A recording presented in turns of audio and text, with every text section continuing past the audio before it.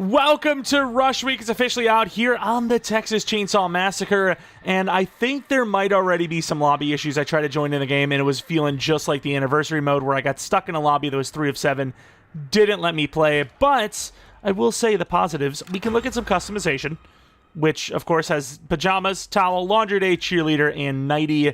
Of course, a lot of people are probably going to be running that laundry day, let's be real. You can also cycle the character by clicking, whatever your respective button is on that bottom screen. And they all kind of look like they have a haircut going on here. I'm not really sure what's going on there. But regardless of the point, we have tutorials. So I think in this first video, especially since I seemingly can't play, we're going to just look at all of the tutorials, which kind of give you a gameplay feel anyways, and then have a separate video where we're actually going to be playing the game mode, obviously. But first one is Rush Week gameplay tutorial highlighting Rush Week. The Rush Week game mode features Pretty Boy Johnny stalking 6 victims after breaking into their sorority house. Of course, you can see Johnny going up that ladder like we've seen in the cinematic cutscene. She was just sitting there ready to take it. We, of course, don't have actual official names for these characters, so probably going to call them by their hair color. Hopefully they have different hair colors. I think there might be a duplicate hair color in there. I'm not 100% sure. But as a victim, the goal is to stay out of sight, call the police for help, and survive. Or meet a gruesome fate. Of course, you can see her calling the police here, and I think you do have to wait for the police to come. Of course, Johnny's like, I'm not waiting. See you later. Now we move on to how to play as Johnny in this game mode.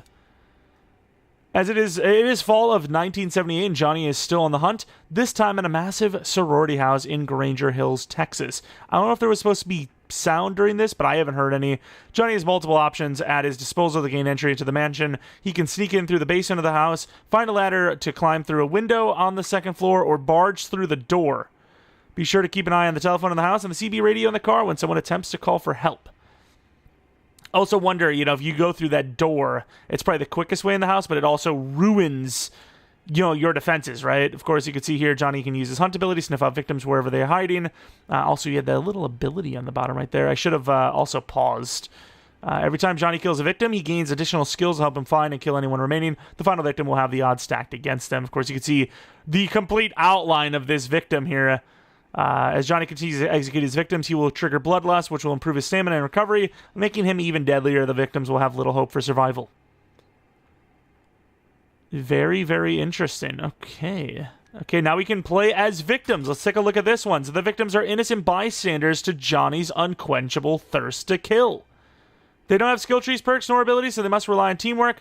Any weapons they can find to defend themselves, and I didn't even see what the other thing was. The sorority house is... Am I really that slow at reading, by the way, or is this just way too fast? I get there's a pause button, so it probably is just, the game being too fast. But the sorority house is huge with many rooms, doors to unlock, and wide open areas to hide, and get out of sight from Wait, wide open areas to hide? That's kind of counter... I don't know.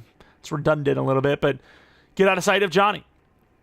And, of course, the sorority house is huge with many rooms. Doors unlock. Okay, that's the same thing. I didn't think it was going to be the same. These rooms look really detailed, which is cool. But if a victim sees a telephone in the house or CB radio in the car outside, they can call the police, scaring Johnny away when they eventually arrive. So that's basically, obviously, how you win. There's the car. We already seen the phone. Somebody died there, it seems.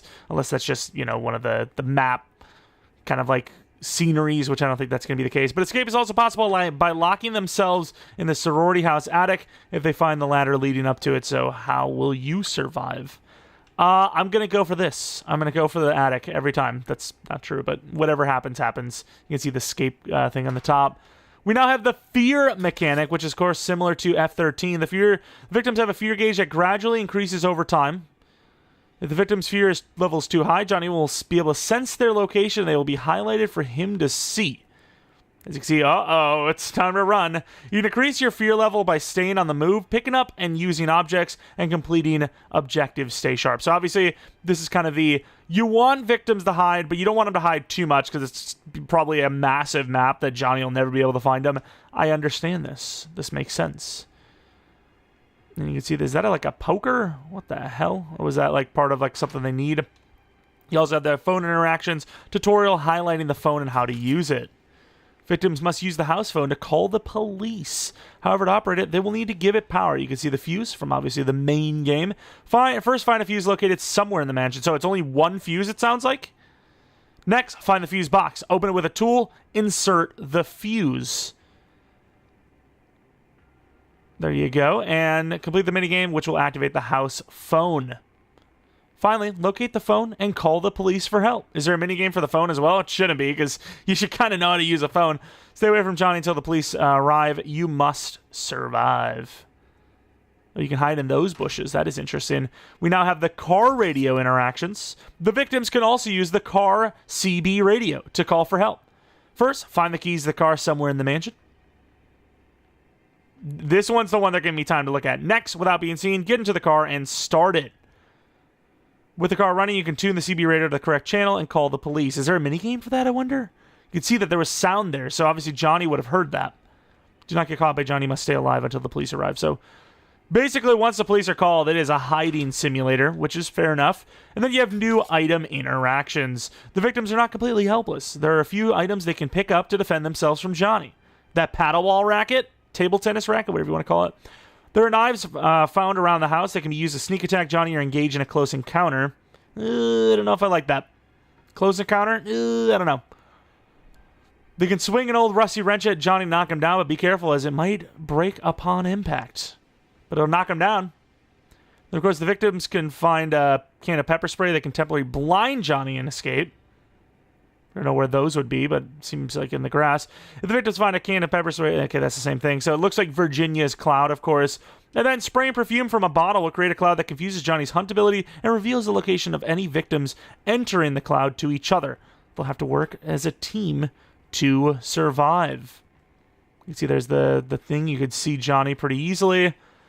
Pretty cool. I like the maps as well. Or not the maps, but the rooms. They look pretty sick. And then we have the attic, which is going to show you how to do the attic. There's a risky way to escape from Johnny before the police arrive, hiding in the attic. The victims will need to find a long attic pole to unlock the latch and open the attic panel.